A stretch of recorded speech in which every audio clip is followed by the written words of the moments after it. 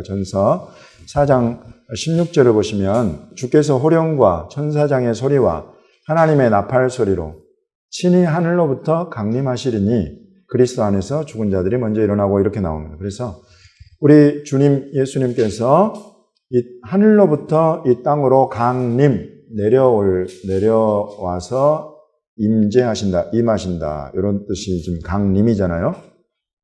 그래서 나오는 것들이 호령 나오고 천사장 소리 나오고 하나님의 나팔 소리 나오고 이런 것들과 더불어서 예수님이 이 땅에 오신다 하는 거예요.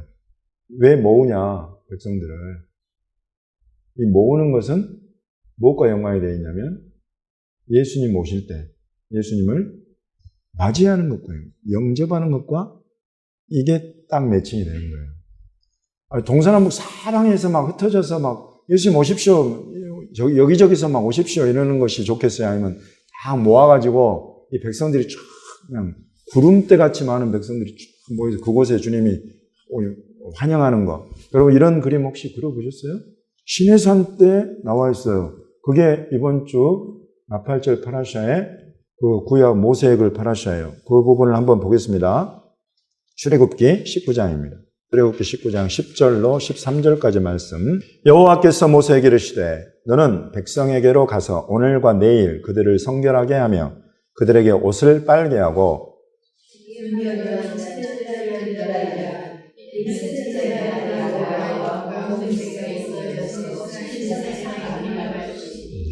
너는 백성을 위하여 주위에 경계를 정하고 이르기를 너희는 삼가 산에 오르거나 그 경계를 침범하지 말지니 산을 침범하는 자는 반드시 죽임을 당할 것이라.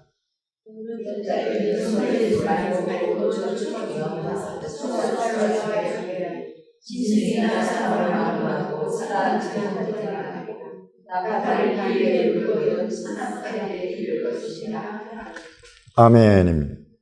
그래서 지금 하나님께서 이스라엘 백성을 만나기 위해서 하늘로부터 강림하시는 그 장면에 관해서 모세에게 말씀하시는 거예요.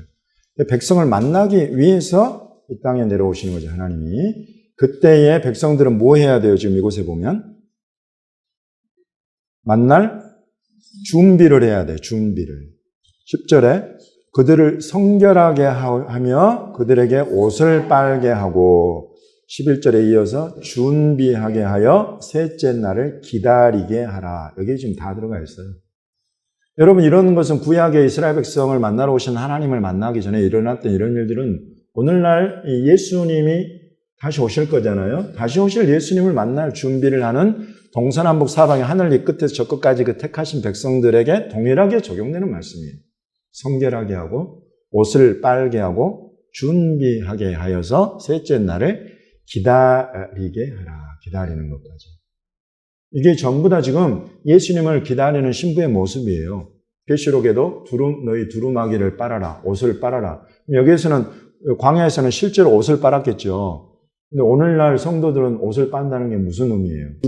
두루마기. 성경에 계시록에 두루마기를 빨아라라고 나오잖아요. 그래서 이 두루마기는 성도들의 옳은 행실이다. 행실을 살펴보아서 옳지 않고 더럽고 불결하고 또 불의하고 살인하고 속이고 거짓말해서 빼앗가는 이런 것들은 다 회개하고 버리고 돌이키라는 말씀이에요. 그런 것들이 옷을 빠는 것과 연관이 되어 있죠.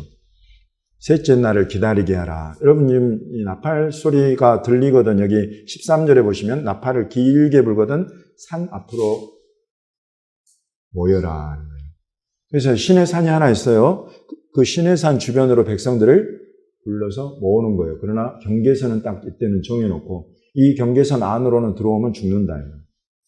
이제 이런 것이 예수님을 만날 준비를 하는 저와 여러분과 지금 여기서 하나님을 만날 준비를 하는 이스라엘 백성과의 차이점이에요. 경계선을 만들고 그 안으로는 못 들어가게 하는 것. 여기에서도 하나님 앞에 나아갈 하나님을 만나기 위해서 백성들이 쭉 그 산 주변으로 모이는 것은 나팔 소리가 신호예요. 나팔을 길게 불거든 모여라 이렇게 되어 있어요. 출애굽기 19장 이어서 16절부터 19절까지 읽어보겠습니다. 셋째 날 아침에 우레와 번개와 빽빽한 구름이 산 위에 있고 나팔 소리가 매우 크게 들리니 진중에 있는 모든 백성이 다 떨더라.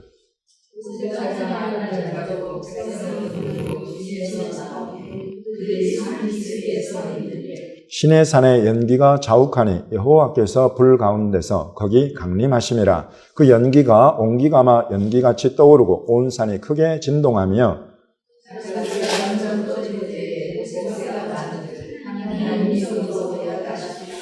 아멘. 눈에 보이는 것들은 번개, 구름 이런 것들이 있고 귀에 들리는 거는 뭐가 있어요? 나팔 소리가 매우 크게 들렸다고 그랬어요. 이 16절에는 매우 크게 들렸다. 그래서 오늘 여기 여러분 제가 혼자 부는 것과 아까 여러분 우리 세 사람, 네 사람이 딱 서가지고 불 때 소리가 다르잖아요. 근데 사람이 불어도 이렇게 느낌이 다른데 천사들이 이 나팔을 불면 이 소리가 어마어마한 거죠. 여러분 이 소리가 우리 청력의 한계를 넘어서면 사람이 뭘 느껴요? 두려움을 느끼게 되어 있어요. 이 청력의 한계를 넘어갈 정도의 큰 소리를 들으면 두렵게 느끼게 돼요. 그래서 여기에 있어서 굉장히 백성이 다 떨고 두려워하고 그 가운데에 18절에 보시니까 여호와께서 불 가운데서 거기 강림하신다. 그리고 이제 나팔 소리가 점점 커질 때에 모세가 말을 하니까 하나님의 음성으로 대답하셨다. 이어서 읽어보겠습니다. 20절과 21절. 여호와께서 시내 산 곧 그 산 꼭대기에 강림하시고 모세를 그리로 부르시니 모세가 올라가매 여호와께서 모세에게 이르시되 내려가서 백성을 경고하라. 백성이 밀고 들어와 나 여호와에게로 와서 보려고 하다가 많이 죽을까 하노라. 아멘. 이 나팔 소리는 완전히 하나님이 임하신다는 신호탄이면서 백성들을 그 산 주변으로 모아서 그들 가운데에 임해 오시는 하나님을 보지 못할 자가 하나도 없도록 그렇게 하기 위한 이런 소리였다라고 우리에게 지금 보여주고 있어요. 그래서 온 백성이 그 산 주변으로 모여들었다는 것입니다. 데살로니가 전서 다시 한번 들어가 볼게요. 데살로니가 전서 4장 14절부터 17절까지 우리가 예수께서 죽으셨다가 다시 살아나심을 믿을진대 이와 같이 예수 안에서 자는 자들도 하나님이 그와 함께 데리고 오시리라.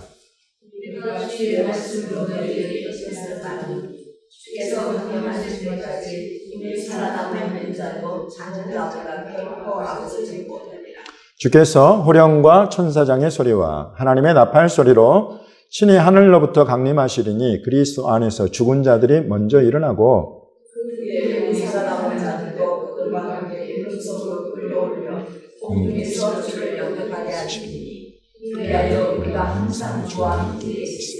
예, 여기 보시면 예수님과 더불어서 누구를 또 데리고 오신다고요? 예수 안에서 자는 자들. 누구를 말하는 거예요? 예수 믿고 죽은 자들을 말하는 거예요. 이 땅에 살아남아 있는 자들보다 먼저 누가? 죽은 자들이 먼저 일어나서 예수님과 함께 예수님 오실 때 이 땅에 그들을 데리고 오신다고 지금 데살로니가 4장 14절이 이야기를 하고 있어요. 예수 안에서 자는 자들도 하나님이 그와 함께 데리고 오시리라. 이런 걸 주목해 보지 않으셨죠? 이제는 우리가 이제 이걸 주목해 봐야 돼. 때가 됐어요. 때가 가까웠어요. 우리가 주의 말씀으로 너희에게 이것을 말하노니 주의 말씀으로 너희에게 이것을 말한다고 사도 바울이 못을 박아요. 내 생각 아니다 이거예요. 주께서 강림하실 때까지 우리 살아남아 있는 자들 자는 자보다 결코 앞서지 못한다. 여기 앞선다, 뒤선다 할 때 이 순서는 무엇의 순서를 말하는 거예요? 그러므로 부활의 순서. 첫 번째 그리스도, 두 번째가 그리스도 안에서 잠든 자들이에요. 그리스도 안에서 잠든 자들. 이 잠든 자들이 먼저 일어나고 그리고 이 땅에서 예수님 아까 천사들이 불러 모은 자들 이들이 부활로 들어가고 그래서 이제 어떤 일이 일어나는 거예요? 17절에 16절에는 그리스도 안에서 죽은 자들이 먼저 일어나고 4장 17절에 그 후에 우리 살아남은 자들도 그들과 함께 구름 속으로 끌어올려 공중에서 주를 영접하게 하시리니 그러므로 어디에서 모이는 거예요? 공중에서 모이는 거예요. 이게 여러분 성경적으로 우리를 가르치시는 거예요. 그래서 이제 순서를 보면 그리스도 안에서 죽은 자들이 먼저 일어나서 예수님께로 딱 붙어버려. 그리고 예수님께서 그들과 함께 오신다. 라고 되어 있고, 그 후에 이제 살아남은 자들이 그들과 함께 이 구름 속으로 끌어올려진다. 그래서 공중에서 주를 영접한다. 이렇게 되어 있는 거예요. 그러면 이것이 우리 주님의 말씀입니다. 우리 주님의 약속입니다. 이때가 지금 가까워지고 있다는 것입니다. 마태복음 24장 29절과 30절 말씀 같이 읽어보겠습니다. 그날 환난 후에 즉시 해가 어두워지며 달이 빛을 내지 아니하며 별들이 하늘에서 떨어지며 하늘의 권능들이 흔들리리라. 그때에 인자의 징조가 하늘에서 보이겠고 그때에 땅의 모든 족속들이 통곡하며 그들이 인자가 구름을 타고 능력과 큰 영광으로 오는 것을 보리라 라고 기록이 되어 있는 것입니다. 그래서 지금 이 앞부분에 보면 예수님 오시기 전에 있을 일들에 대해서 여기 알려주고 있는 거예요. 첫 번째로는 24장 29절에는 처음 나오는 것이 환난이에요. 환난이 있고 이 환난이 지나가면 해가 어두워지고 달이 빛을 내지 않고 별들이 하늘에서 떨어진다. 하늘의 권능들이 흔들린다. 여러분, 이런 예수님의 예언에 대해서 보다 구체적으로 풀어놓은 데가 어딜까요?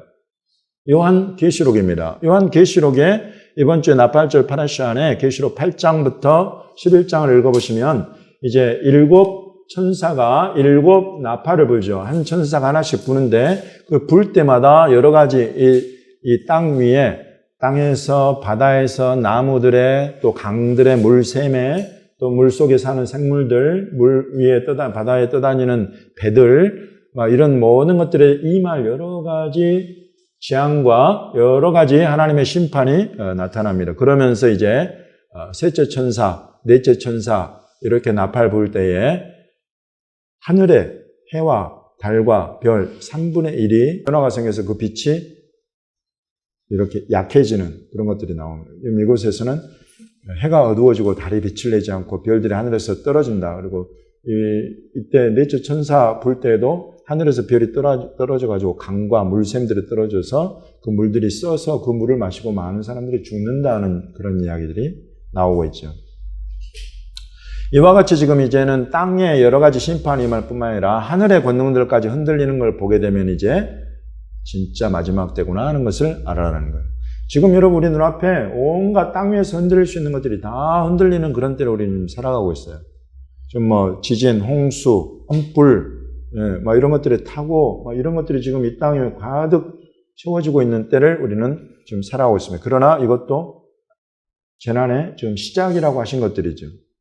전쟁도 일어나고 기근도 일어나고 전염병 이렇게 일어나는 것들에 대해서 시작이다 이렇게 말씀하십니다. 그러면서 이제 하늘까지도 흔들리게 돼요. 하늘에 있는 해, 달, 별들, 하늘의 권능들 이런 것들이 흔들리고 떨어지고 빛을 내지 않고 이런 일들이 일어나면 이제 이때 인자의 징조가 하늘에서 보이고 인자가 구름을 타고 능력과 큰 영광으로 오는 것을 보게 될 것이다. 이렇게. 그래서 이제 우리가 이 계시록을 우리가 이제는 더 구체적으로 읽어야 할 때가 됐어요.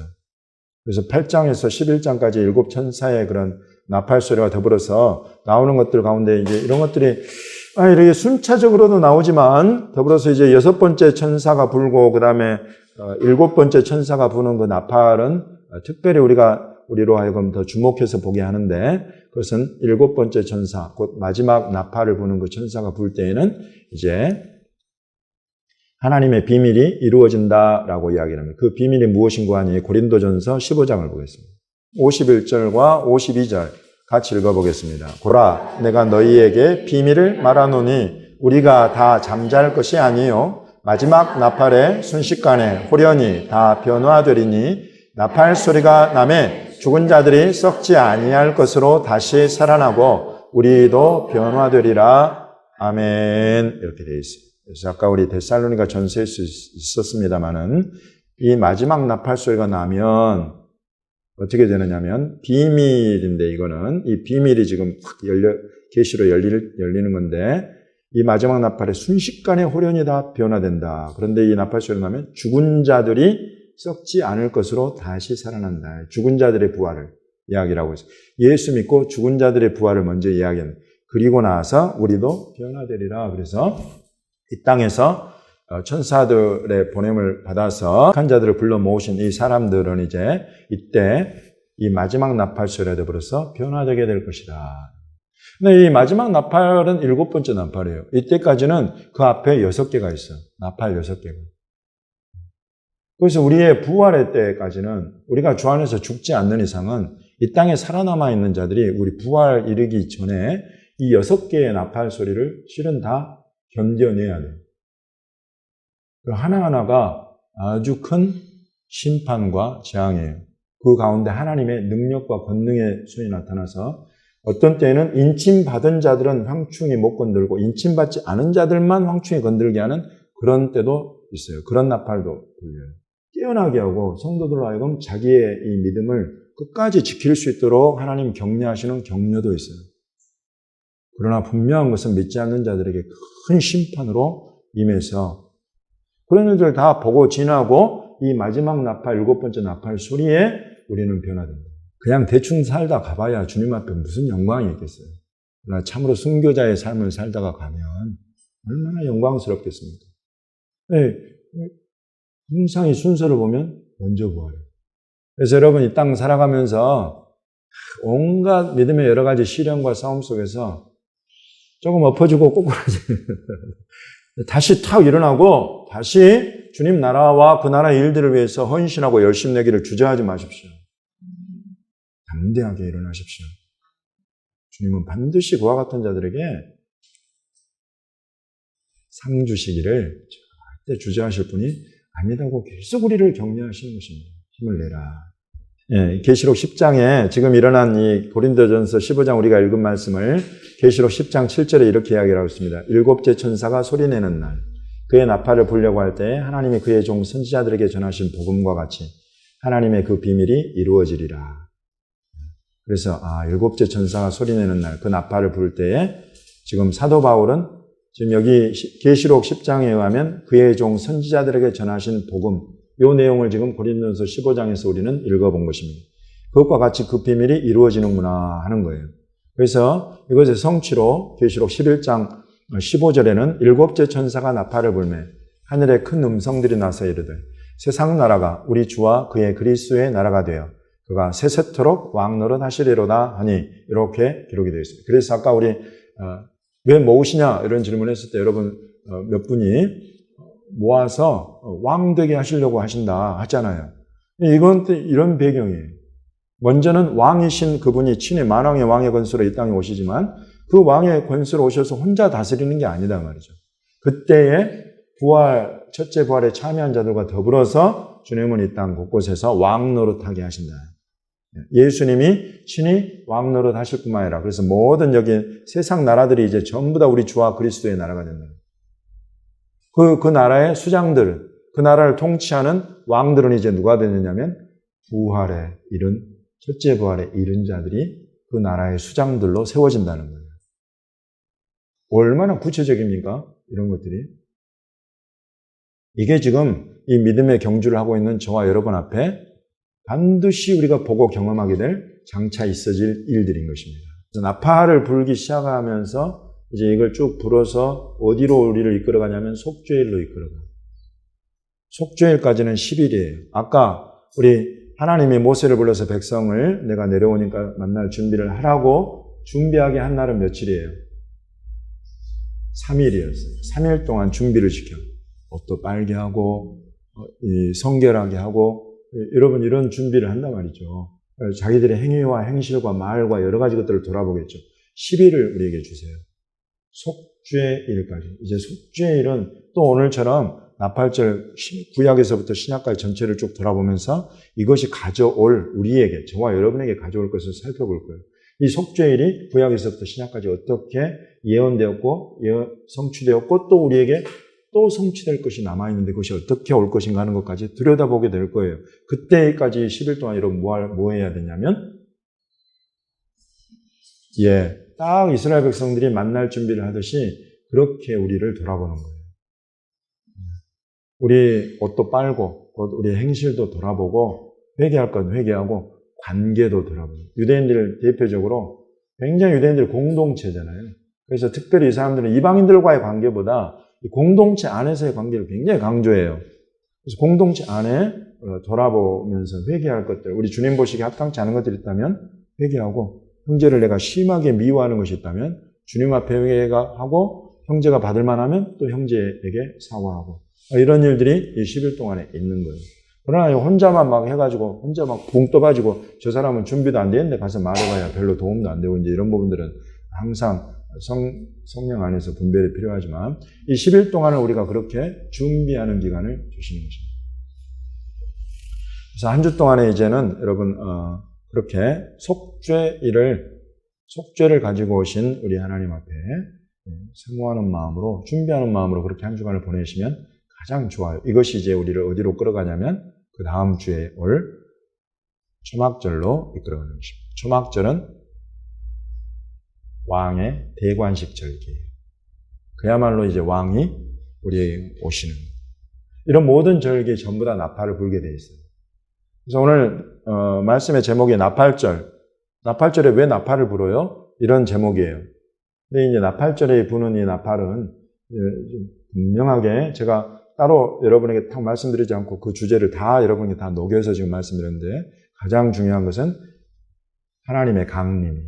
이것을 기억하고 기념하는 것이 나팔절에 부는 나팔의 가장 핵심되는 주제예요. 네.